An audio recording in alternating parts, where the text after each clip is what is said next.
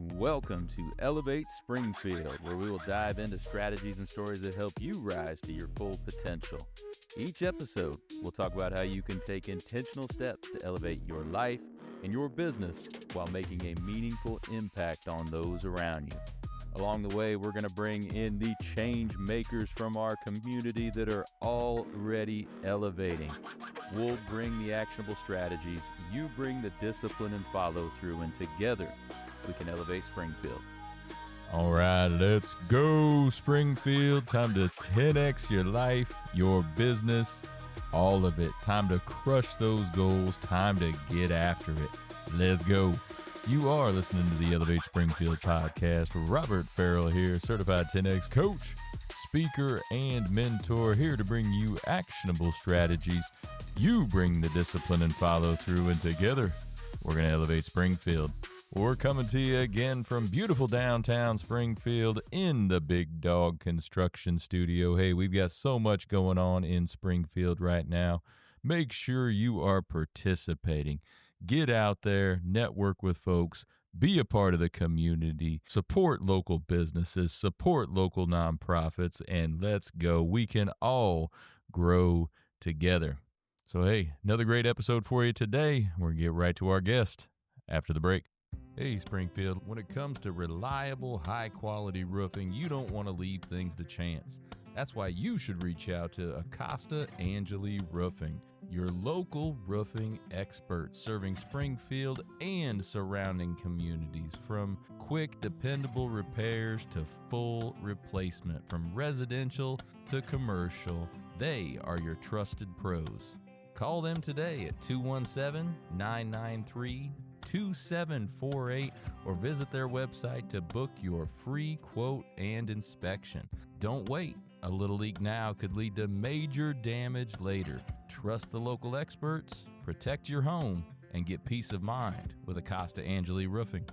And we're back. Welcome. So my guest today is Robert Ferriell. Welcome to the show. Oh, thank you for having me. And for those of you who listen to the show often, that was a different voice coming back to you. Hey, that's my oldest daughter, Ellie Ferriell. I heard me talk a lot about her on the show before, some of the different things she does and everything. But the reason she's here today is I've had a few people over the last few months ask me, hey, when are you going to kind of flip the switch, so to speak, or turn the tables to where I'm the one getting interviewed? And I always would tell them, yeah, we're going to do that some point here soon. But the first person that's going to sit in my chair other than me is going to be my oldest daughter, Ellie. So that's what we're doing today. She's going to ask me some questions, and we're going to go and talk about a few things, 10X and a number of things. So I'm excited, Ellie. Appreciate you coming down to do this.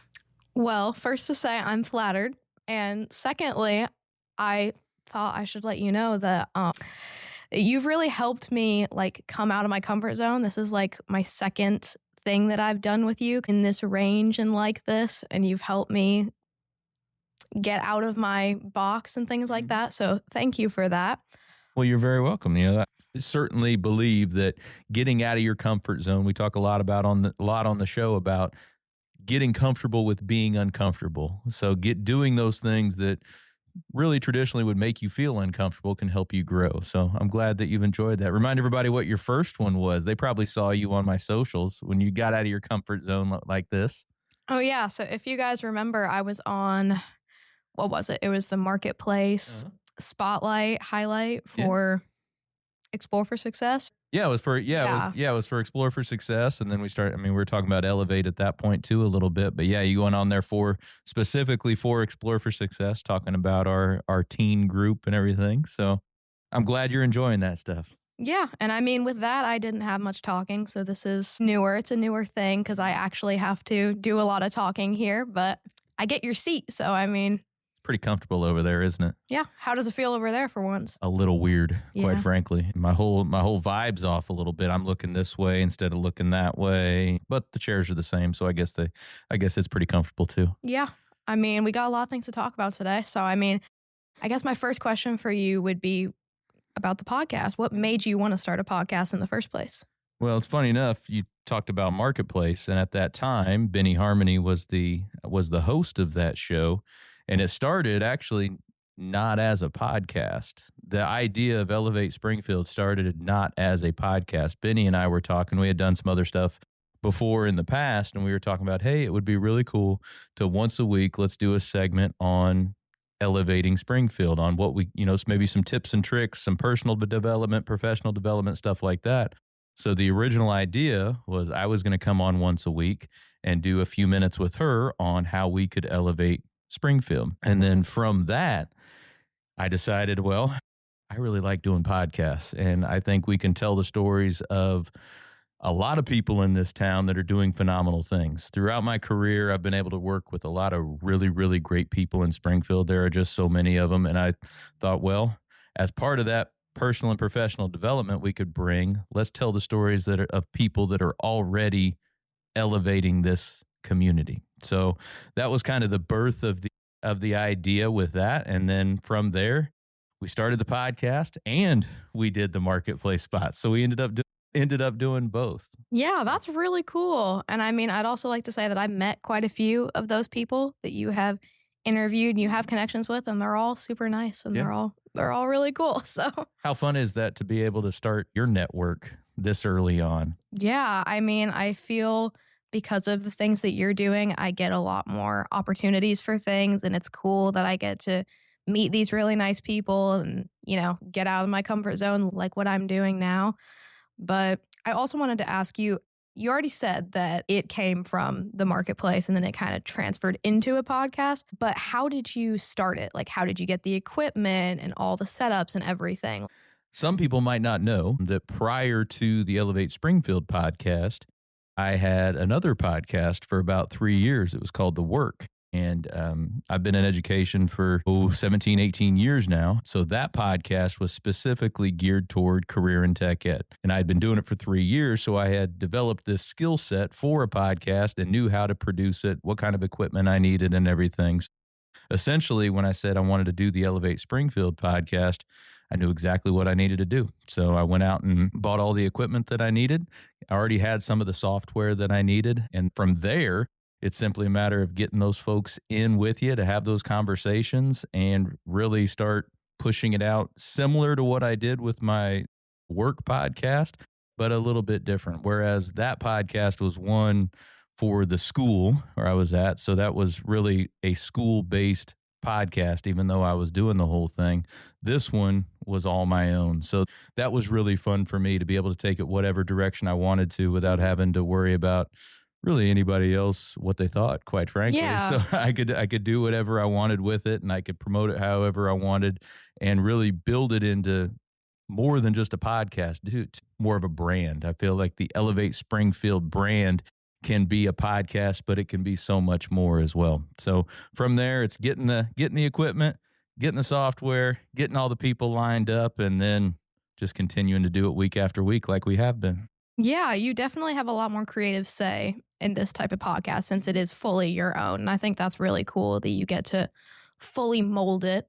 But I also actually forgot about the existence of the work up until you just mentioned it. Sure. But I do remember it. I do remember that. And I liked that one. I thought it was cool. Yeah. And that one, what we really focused on, as I said, was in career and tech ed. So we had business partners that we worked with. As I mentioned earlier, I've been fortunate to work with a lot of phenomenal business owners in a number of different capacities. But in that capacity, it was how those business owners and how those businesses are assisting with the education of the youth in our area. So we were able to tell those stories. We were able to have students on and then have a little bit of my monologue as well, like I do on Elevate Springfield. Yeah. And kind of a random question, but was the equipment for this hard to acquire at all, or was it just kind of easy? No, not really. I mean, it wasn't difficult if you know what you're looking for. Now, I will say a lot of times when people are starting a podcast, they don't know what they're looking for, so they just buy random microphones, random sound equipment, things like that.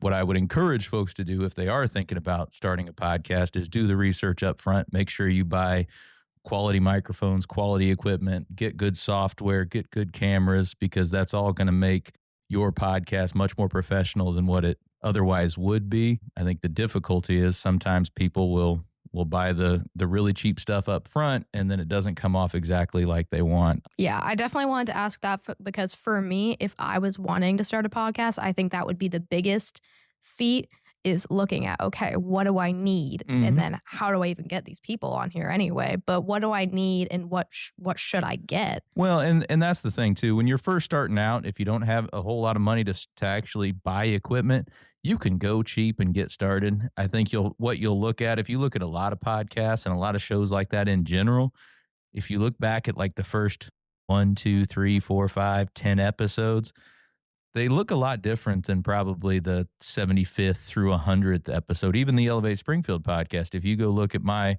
old stuff, it's completely different. We're not in a studio like we are now. I did have nice microphones. That's one thing I made sure I had up front because I'm a firm believer in great sound quality. If you don't have good sound quality, people aren't going to listen to your stuff. But you don't have to buy all the greatest equipment up front. You can work your way into that. I mean, you could start with as simple as a phone and a halfway decent microphone. You can start with that, and then as you start making money or as you start building that brand, you can buy the other equipment that you want to kind of level up your podcast. So don't let the money be a deterrent to you starting it if that's something you really want to do. Like I said, you could start with as simple as the phone that's in your pocket and a halfway decent mic. Yeah, definitely. And something else that you had said previously that we just talked about is you kind of led into one of my other questions. So what would some of your advice be for somebody who would want to start a podcast or start their business venture or anything along those lines? So with a podcast, know what your niche is, right? There's a lot of podcasts out there, like a lot. So you really have to firm up what you are trying to do. If you just get on and you start talking, it's probably not going to work out. You really need to figure out what your niche is. And our niche here is, hey, we want to bring actionable strategies to help people elevate their life, their business, and ultimately our community. So everything we do surrounds those items there. So that would be my main piece of advice is find your niche. What are you really trying to do? Don't just get on and chat. You're not just getting on to chat and have a conversation. You should have a goal aligned with those conversations, right? What are you trying to give to your audience? What are you trying to provide? What impact are you trying to make? And ultimately, what do you want this podcast to be? You know, later on down the line, of course, you want to be proud of what you've put together, but what do you want that to do for the people around you? Yeah. And I personally have seen a lot of podcasts that are just, like you said, they're just conversations. And it just seems like those people were like, okay, I want to have a podcast, but they don't actually know what they're talking about. It should be conversations with purpose, right? Yes. Conversations with purpose, I think is the best way I was to going put to it. say, because conversation type podcast, which is what this is currently, but more conversation podcast that isn't like this, where you're interviewing somebody, if it's like with just a friend, isn't bad, but it gets interesting whenever you can tell that there's not an actual point to anything that they're saying. And it's just a conversation that nobody actually needs to be listening to. And some of those can do well, just the random talking, but I feel like if you really want to make an impact, you need to have a purpose behind your podcast, a purpose behind the conversation. Yeah, definitely. And, you know, it's quite clear that one of the goals of Elevate Springfield is to promote small businesses and to show people how important small businesses are. Why are small businesses so important? And why are you pushing for small businesses so much? And why is that such a big part of Elevate Springfield? Well, I mean, quite frankly, small businesses are the majority of businesses we have here in Springfield. They really are the heartbeat of our economy. And I feel strongly if we have strong small businesses that we're going to have a strong community. So that's why I push so hard. That's why I've taken on leadership roles at Local First Springfield and other associations, things like that, to be able to promote the importance of shopping local and making sure you are working local with the businesses here. So I've always been passionate about that. And that's why I wanted to have that purpose of Elevate Springfield be helping small businesses, because when we support our friends and neighbors here, more of that money stays here. The audience has heard me say that all the time. 67 cents of every dollar stays here locally compared to, I know, right? Let's do that. Go ahead. Do the hands. 6, 7. That's right. 67 I mean, cents. you said it, not I me. did. I halfway did it on purpose, but no. No.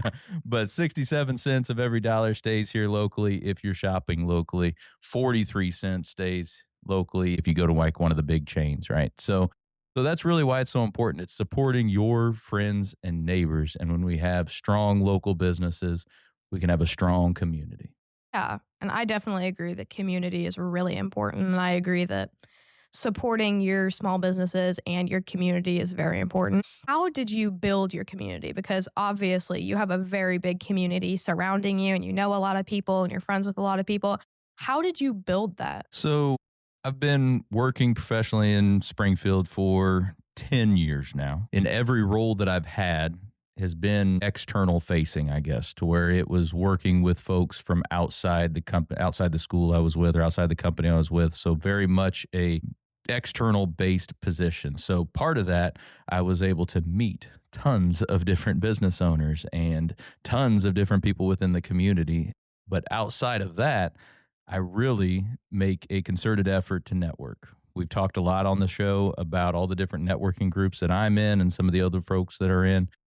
I would encourage anybody to become a part of any of those organizations because that's where I've met a lot of the people that I'm close with and do business with and Get partner involved. with. Yeah, get involved with all these different things, whether that's Local First or Land of Lincoln Professional Networking Group.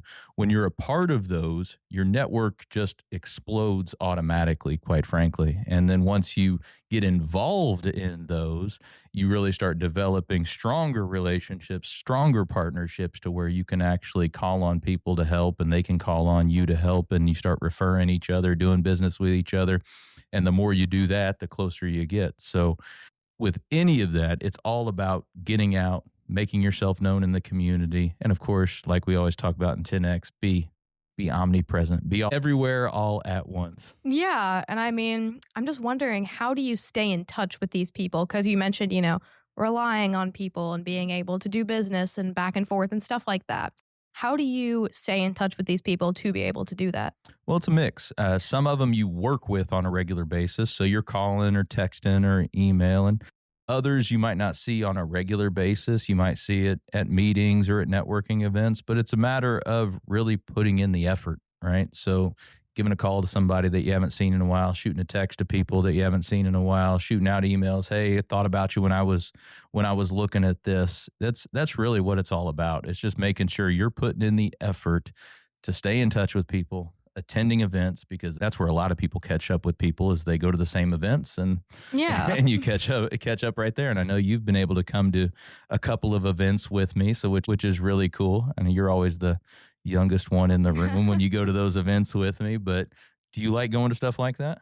Yeah, I do. I think it's fun. I think it's a nice way to see people, meet people, because I've met a lot of nice people that you know. And you're right, I am usually the youngest. Even whenever we would go with Explore for Success, I Mhm. would be the youngest in the group. I mean, there was a time where there were like two people younger than me, but most of the time I am the youngest. It's always funny whenever we go to career fairs and things like that when they're like, well, this job requires 18-year-olds. Right. We're like, yeah, we know. Yeah. We're just searching around, not expecting anything. We just Yeah. want you to tell us about what you do and stuff like that. And I think that's another really cool idea that you had and thing that we do is just giving teenagers the opportunity to go out and actually see things, do things, meet people. Because even if you're not interested in what you're doing, you're at least learning how to connect with people, talk with people, and Mhm. that's always going to get you somewhere, somehow.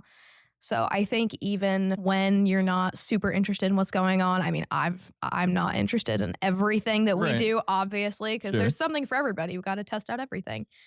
But I think it's still a cool experience to be there and learn how to interact with people and interact with adults and things like that, because there's a lot of teenagers that don't know how to talk to adults.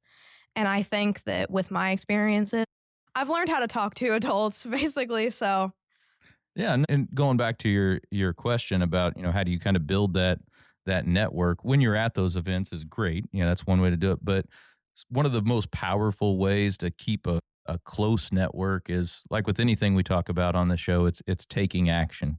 You can talk to people all day. You can talk to your blue in the face. You can talk a good game and say, hey, I'm going to do this, I'm going to do that.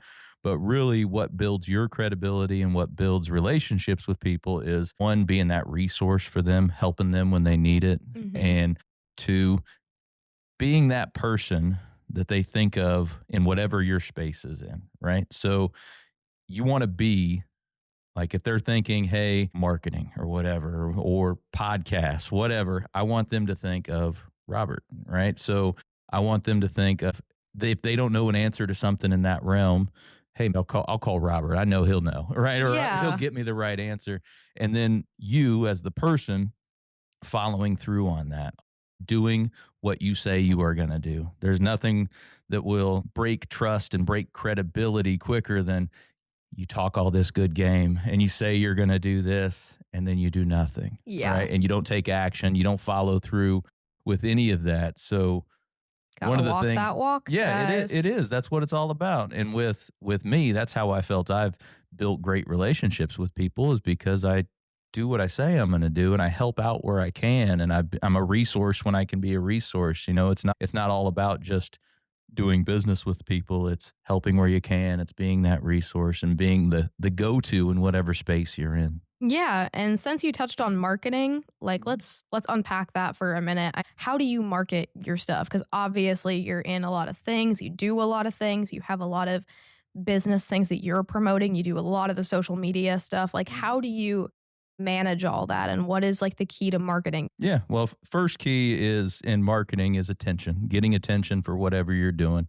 So what I do a lot is, like you mentioned, through social media, very active on all my social media channels. I have a baseline. Oh, I follow you. I know. I know. You're one of my biggest fans on there, liking all my stuff on Instagram. I love it. I have a baseline that I go for all of my social channels, at least 4 posts a day. Some people might think that's a little much, but I at least do 4 posts a day that are related to what I do or the podcast.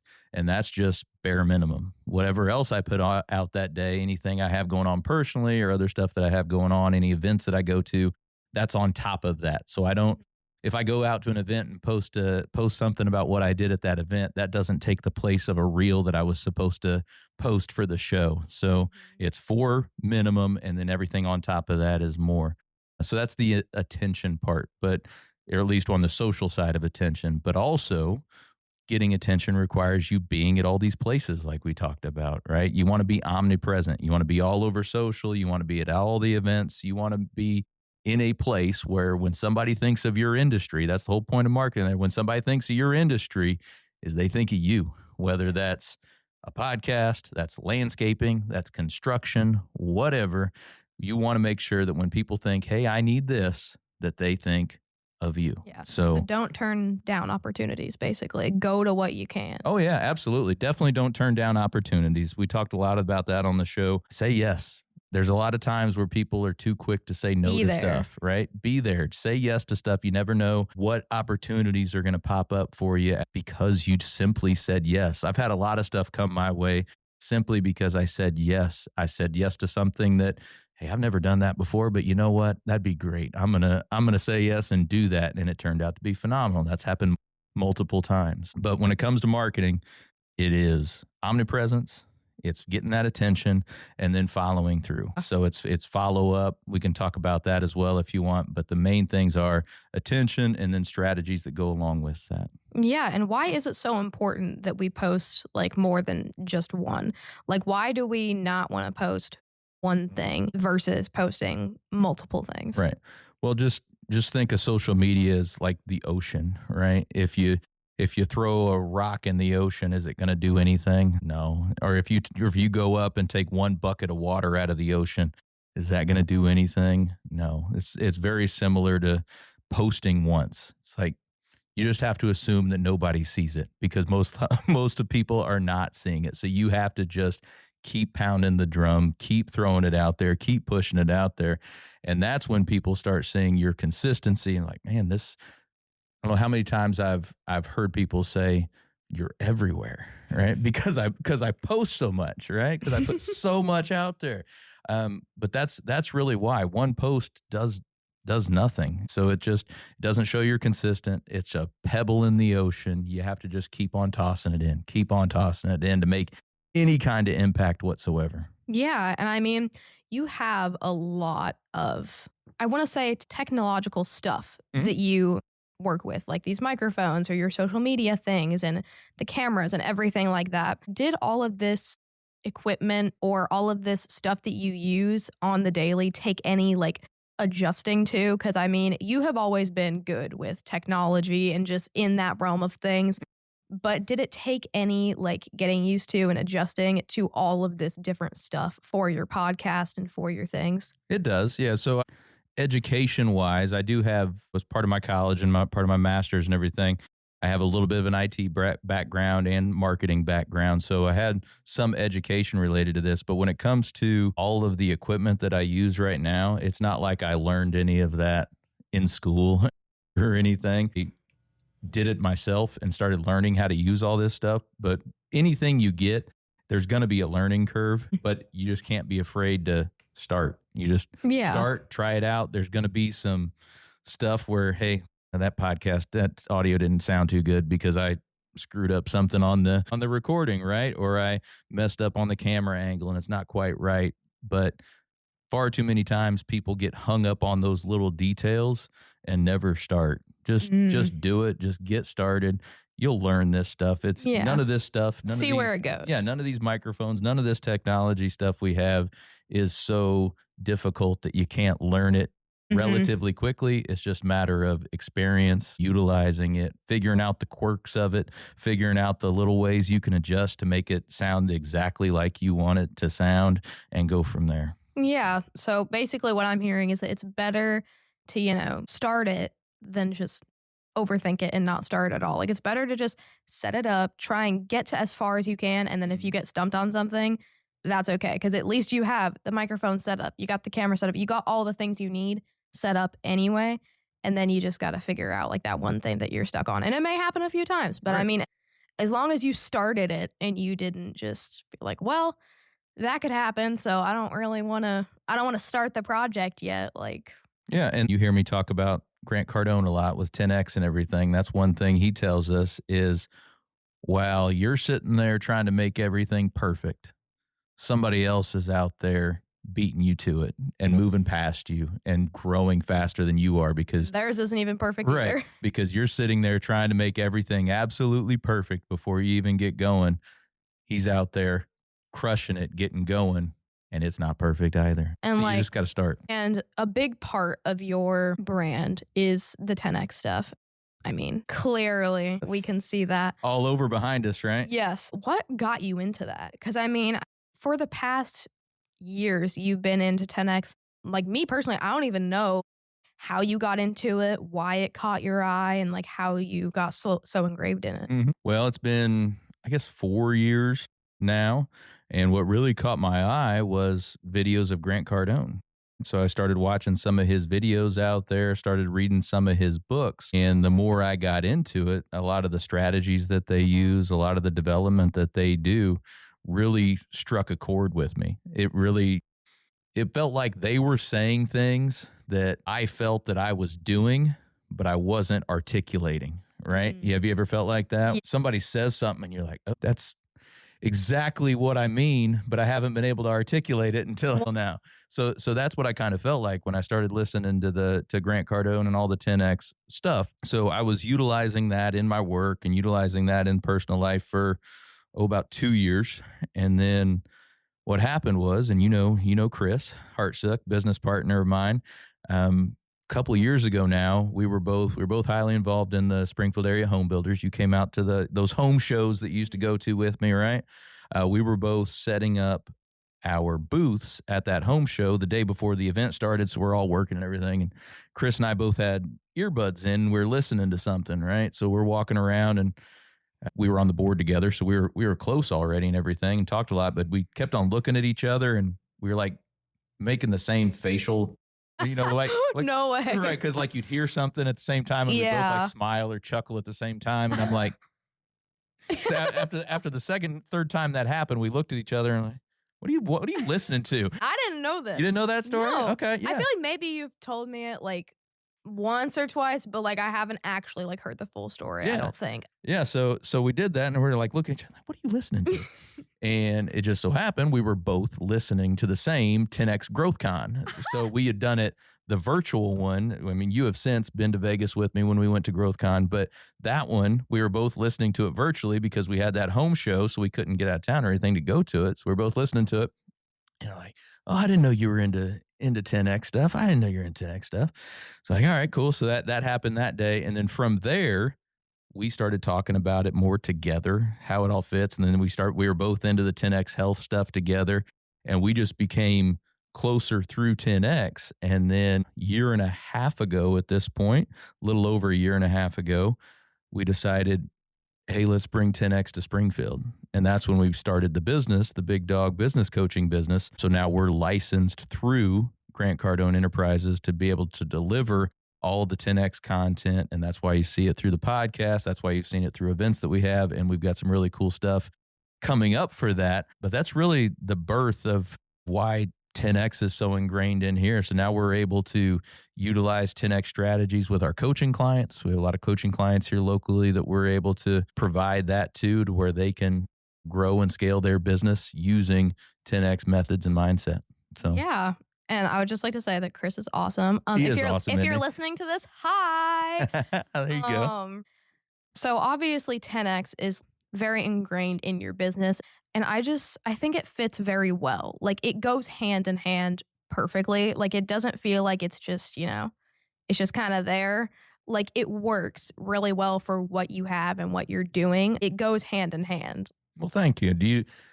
Question for you. Do you feel like I was implementing some of these 10X strategies before I became 10X Springfield here?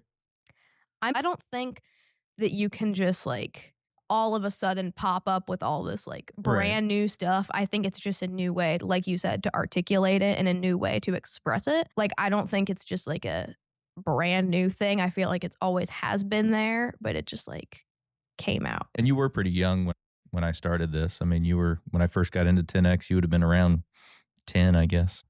And with all of the 10X stuff, my personal like favorite thing that 10X promotes, and I feel like this is the overall general consensus of what 10X is, but it's the concept of if you want this, try and shoot for way past that, and then you'll get past your original goal, and then it'll feel like, oh man, well, I didn't reach my $1 million. Well, you still got like 150 when you were only shooting for 50, Right. Like that's the biggest thing that has spoken to me personally about 10X.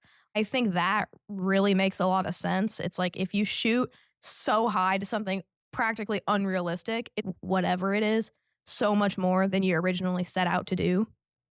Yeah, no doubt about it. And the reason that is because when you set your goal so high, that 10X massive goal, when you set it that high, you have to put in the action in order to get there. So a lot of times what happens is if you put a lower goal that you think is reasonable, you only take the amount of action in order to get that reasonable goal. And then a lot of times you don't end up making it to that reasonable goal because you didn't take enough action.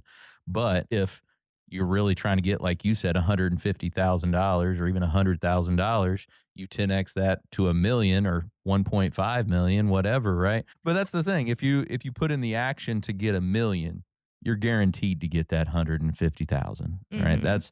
You're right. That is a big part of what 10X is setting those goals so sky high that you obligate yourself to the action required to actually get that. And then even if you don't get to that 1 million mark, hey, maybe you're at 150,000, maybe you're at 500,000, whatever the case may be, but it's certainly more than what your small reasonable goal would have been originally. And I agree, because with the reasonable goals, I mean, me personally, I am quite a lazy person. Sorry.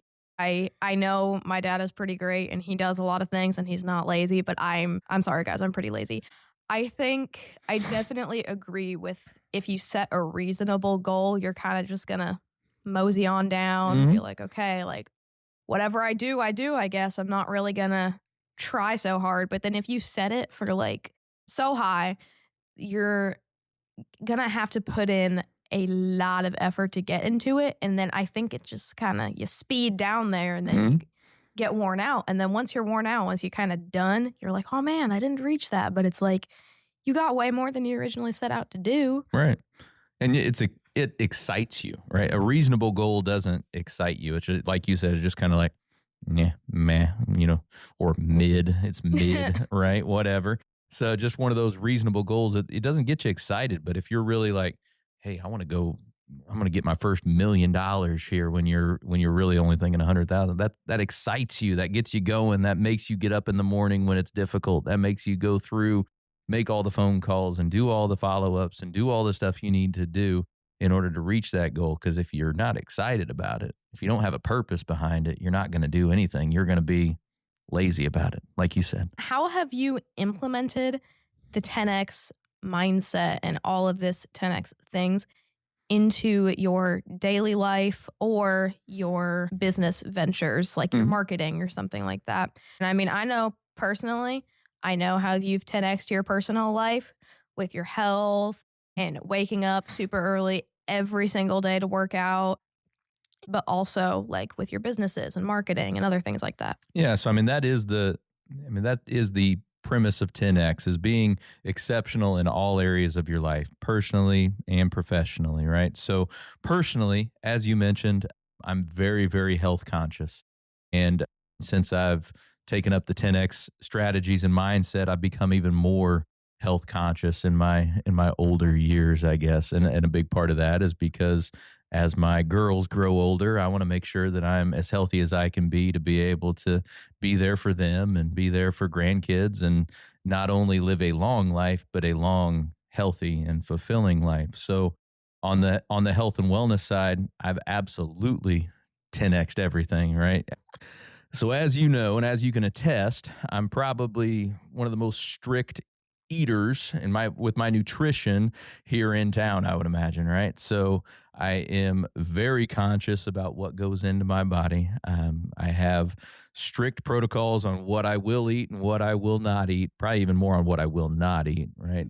So that sometimes can probably annoy you guys a little bit, but it has certainly 10X'd my health, been in the best shape of my life. I know when I was 38, I'm 42 now.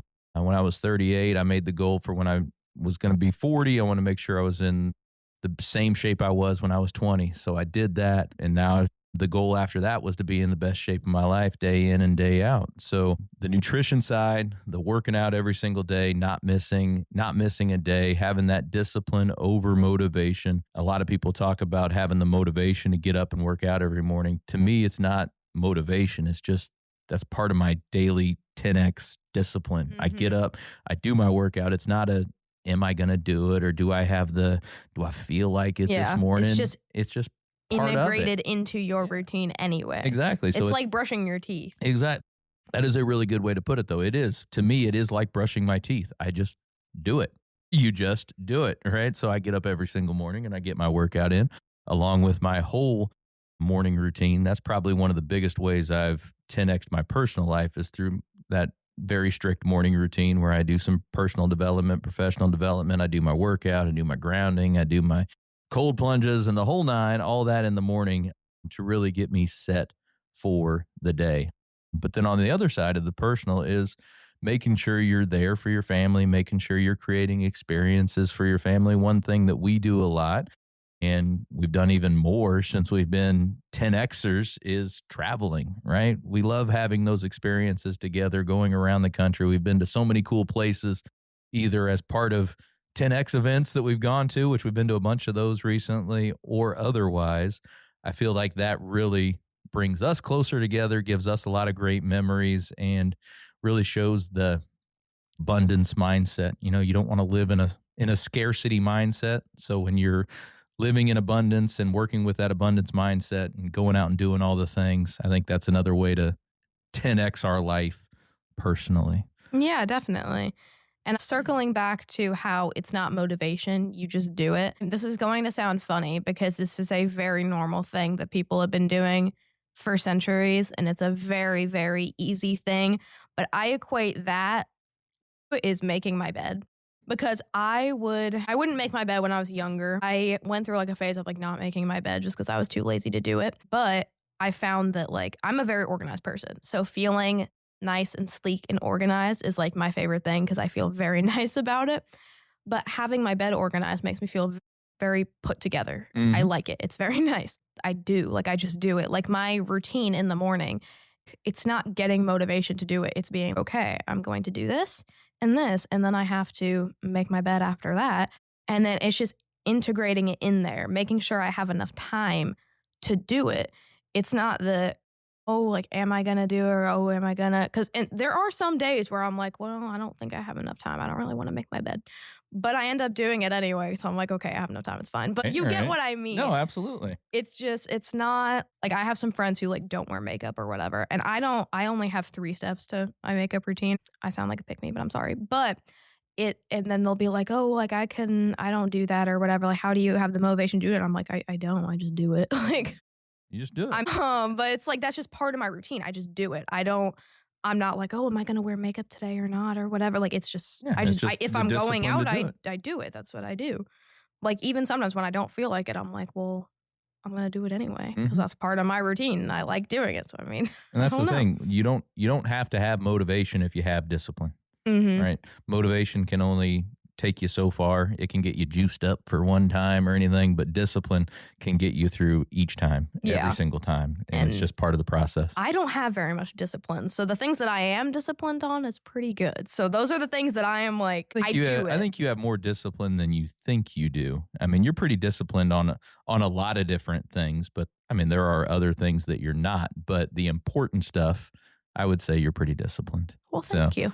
Probably the most disciplined 15-year-old I know. All right. Besides my food habits. Well, you'll get there. No. Yeah, I don't expect you to be as strict as me, but you'll get there. I mean, well, even with that, you're doing a lot better than you used to. Yeah. Right? You've become much more conscious of your nutrition than you used to be. See, that's one thing that I am like really grateful because, some people are like, you're taking them away from their childhood or something like that. Those kind of comments. It's like, oh, why don't you let them like eat what they want? Like, it's not that serious or whatever.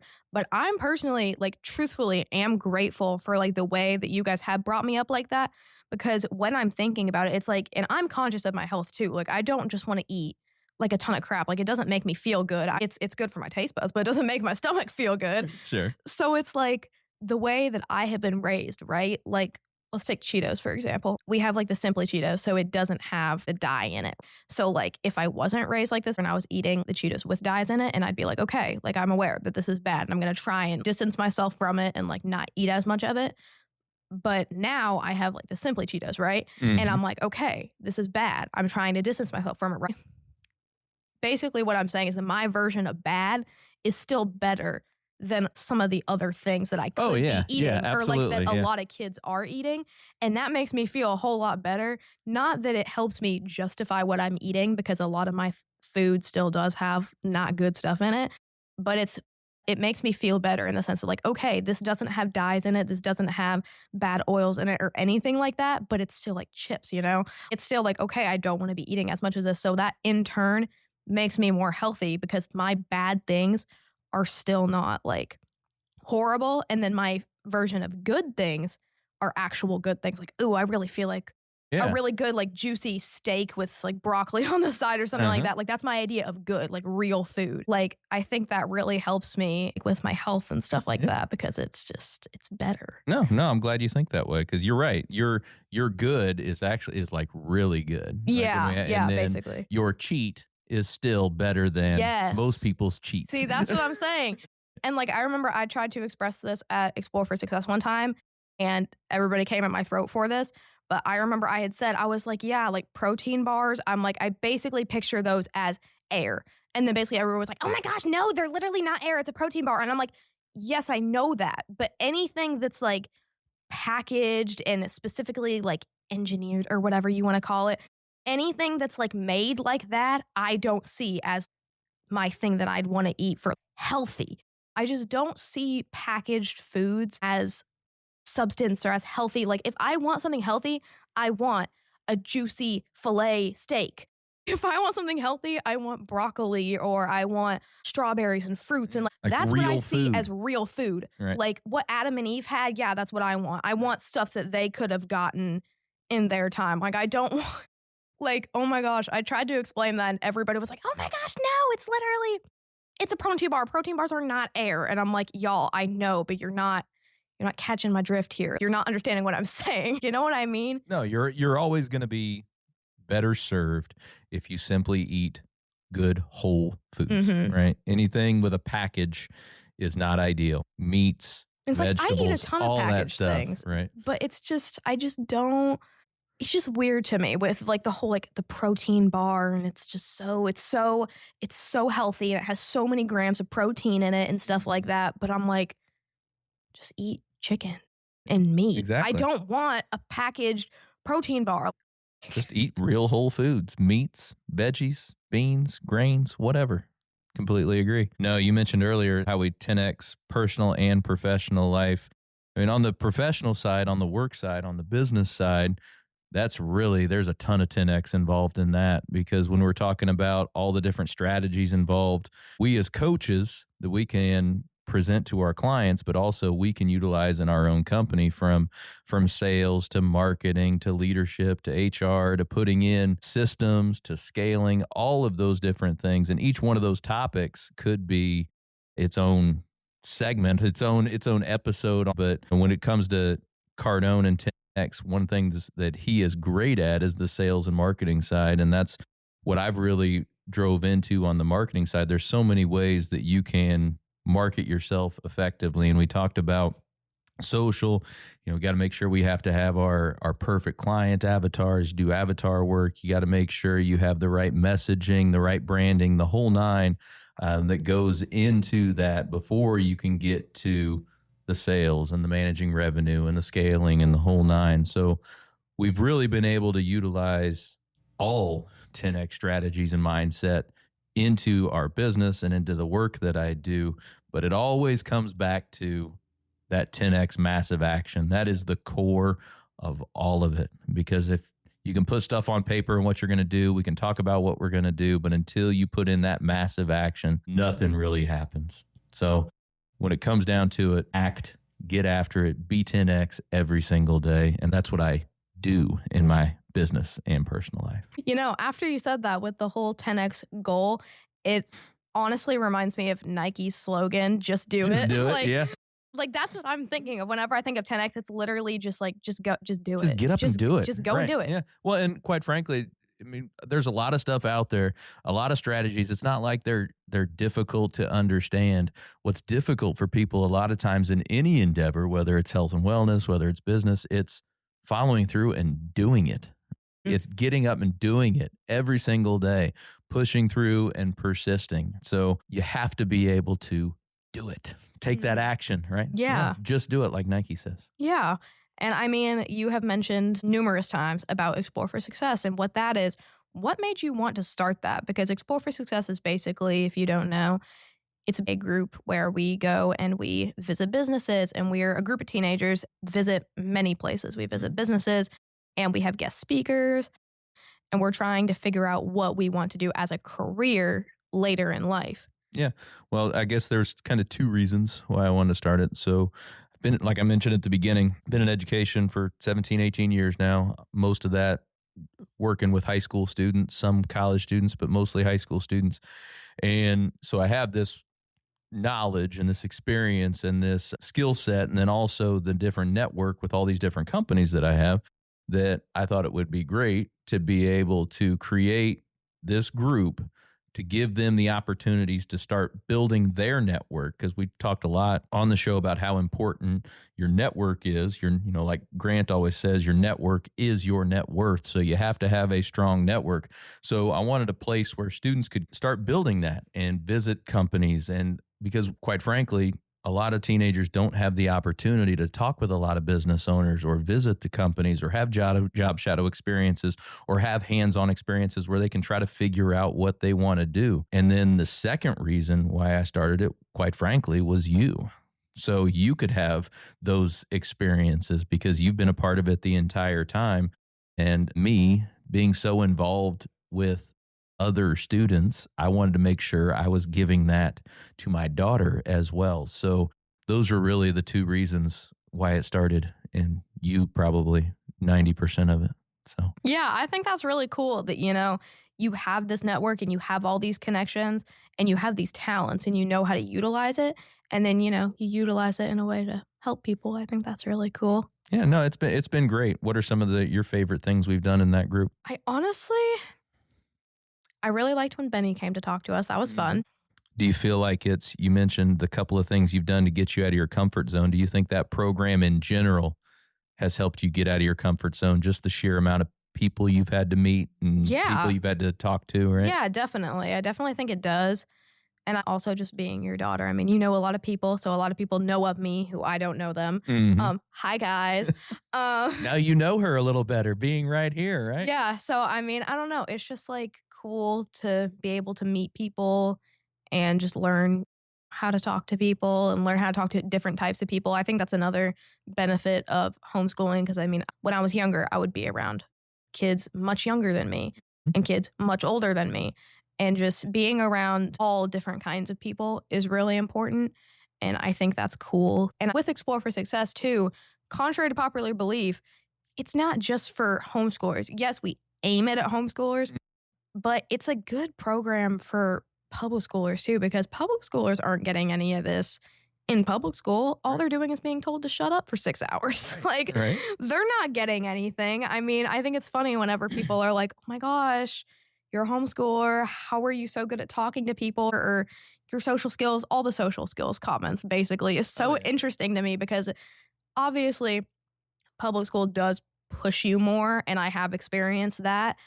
But it's just weird, that whole thing where it's like, oh, you actually have social skills, but you're homeschooled. That's so weird. Like, It's weird that that's a comment, isn't it? yeah, I mean, there definitely are some homeschoolers that are sheltered. I haven't personally met any that are so sheltered like the general consensus is. But I just think that's a weird, Well, that's a weird stereotype. yeah, no, it is because we've been homeschooling for what, 8 years now, something like that. Whoa. Has it been that long? 7 or 8 years? It's been a little bit, right? Because we started it when we moved over to Springfield, and it's been 7 years now. So yeah, but that stereotype, for whatever reason, I would say you guys are probably more social than your typical public school student because, quite frankly, at public school, you're in with like you meant only your grade level, so you're really only with your people. Yeah. And during the day, it's not like you get to socialize a lot. Most of the time, you're in a classroom and you're learning from the teacher, and they're doing a lecture, so it's not like you're socializing with people all day. Whereas you guys are in a lot of different groups. You're getting to be around people all the time. You get to be people that are at multiple age ranges to, for those social skills as well. So I think it's just a misconception that people have that I don't know if it was ever true at one point, but it's certainly not true. Probably was, but it might have been back in the day. That's what it was. But anymore, I don't think that's true at all because a lot of the homeschoolers that you're around, they're all very social. And yeah, and I 100% am not one of those homeschool snobs that's like, oh, those public school is just horrible. Oh my God. Because there is some of that too. We are like on so that side of it, superior to everybody else because we are homeschooled. Just so you guys know, public schoolers are horrible and we are superior. Sorry. It's funny how there is some of that in the homeschool community. Yeah, there definitely is like a superiority complex within homeschoolers, which I don't partake in that. I think that if homeschooling is for you 100%, it's awesome. But if homeschooling isn't for you, it's not going to be great. I mean, some kids are just built for public school. I mean, I don't agree with how public school, the format of it and how it's laid out in a lot of the things within public school. But that doesn't mean that homeschooling is superior for every single person because it's not. But it works amazing for me and it works amazing for all the people that I'm surrounded with. And I just think our community is great. But just because it's great for like so many people doesn't mean it's going to be great for everybody. I do think that a lot of public school students could 100% benefit from the homeschooling like experience. But it really just depends on what kind of person you are and just who you are in general. So overall, you've been enjoying homeschool. Think it's been pretty effective for you? Yeah, 100%. I definitely think so. Obviously, on both ends, like we have perceptions about public schoolers and then they have perceptions about us. I think me being homeschooled does help me in my social aspects and how I talk to different people in different ages. No, I think it's been really great for our family. It affords us the flexibility to where we talked about all the traveling that we do. If you weren't homeschooling, you might not have been able to go down to Miami with me 3 times last year, or gone out west for the other event that we went to, go out to Vegas during that time and travel all those different places that we travel to for work. So it's been great for us, and I'm been, pleased how it's turned out.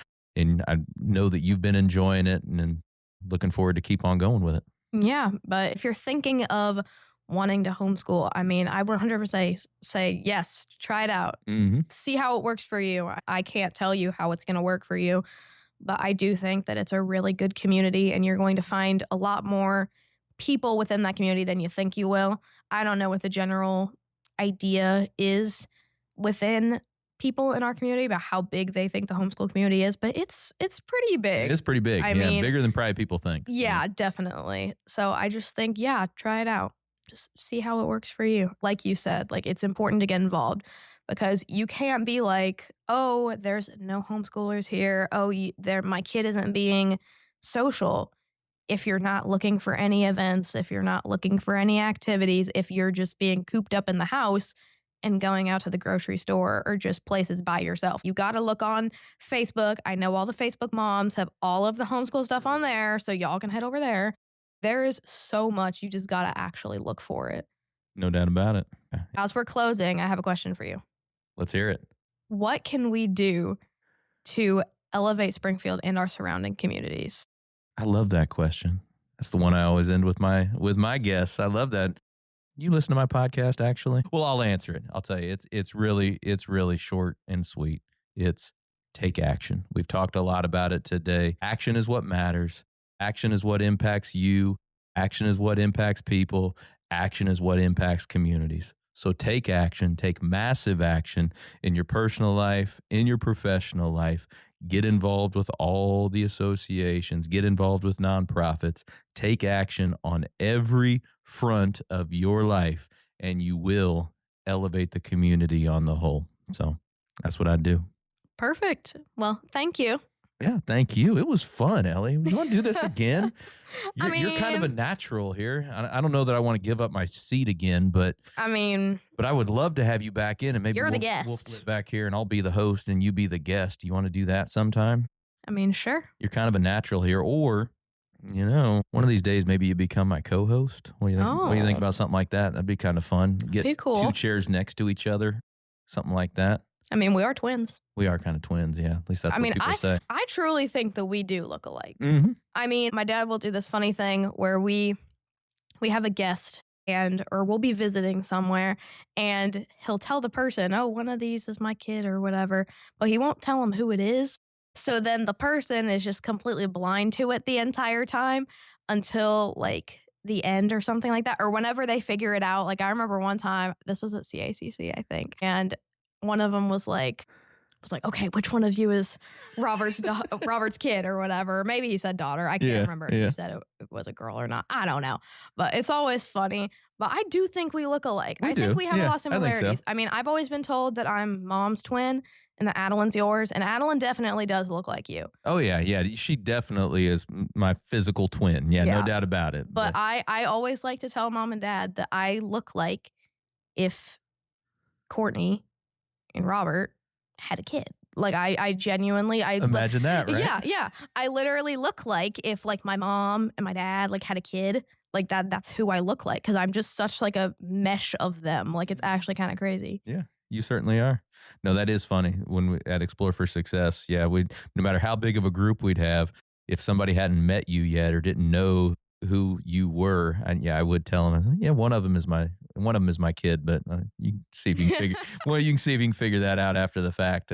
And most of the time they do. Yeah, they figure it out. Most of the time they do, but I think it just kind of depends. Or sometimes like he'll say who it is, and then they'll be like, "Oh, I see it now." That makes sense. But, yeah, I get that. If Adeline was in there, it would 100% would be like, "Oh, it's her." Yeah, it'd be super easy. Yeah, super easy. Yeah, they'd know it in a heartbeat. Yeah. So, well, this was fun, Ellie. Thank you. We'll be right back with more after the break. Looking for expert tree care with hometown integrity? Look no further than Sangamon Tree Service. They're your trusted local pros, delivering quality workmanship, exceptional customer service, and fair, honest pricing every time.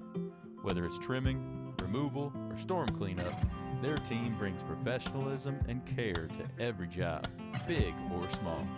Call the name your neighbors trust, Sangamon Tree Service, or visit them today at sangamontreeservice.com. Sangamon Tree Service, rooted in quality, built on trust. All right. How fun was that? Ellie, the next potential host of Elevate Springfield. I think I might bring her in as a co-host here and there. She did phenomenally well. So had a lot of fun with that. As I mentioned at the beginning, folks have asked me when I was going to step to the guest side and have somebody interview me. And I always told them, hey, my daughter, my eldest Ellie, is going to be the first one to do that, and the first one to sit in my seat other than me. So I was excited to get that done over this Thanksgiving weekend. We've had a lot of family time and we're able to crush this podcast as well. Do want to thank our friends over at Acosta Angeli Roofing, the entire team over there, Juan, Zach, Tony. They do phenomenal work. Whether you need an estimate, give them a shout for a free one. Hey, maybe you already know I need some work done. Maybe a storm came through and you know you need some work done. Give them a shout. They will come and take care of you. Your local roofing pros, Acosta Angeli Roofing. So we talked a lot of 10X with Ellie, so I'm not going to get into too much right now, but I do want to remind everyone as we are moving into the holiday season, we're just after Thanksgiving now, furiously heading toward Christmas. Hey, as you are starting that holiday shopping, make sure you are shopping local. And as you are thinking about your end of year giving, make sure you are giving local. Another reminder, if you are a member of Local First Springfield or Land of Lincoln Professional Networking Group, we've got a holiday mixer coming up on December 10th over at District 23. We would love to have you. If you're not a member of either one of those groups, I'd recommend joining both. Head over to those websites, check them out, and be a part of the momentum, be a part of the movement that's happening here in Springfield, where we are working and growing together. Well, thanks again to Ellie for spending some time with me today and being the host. Yeah, first time out of, I think this is episode 77.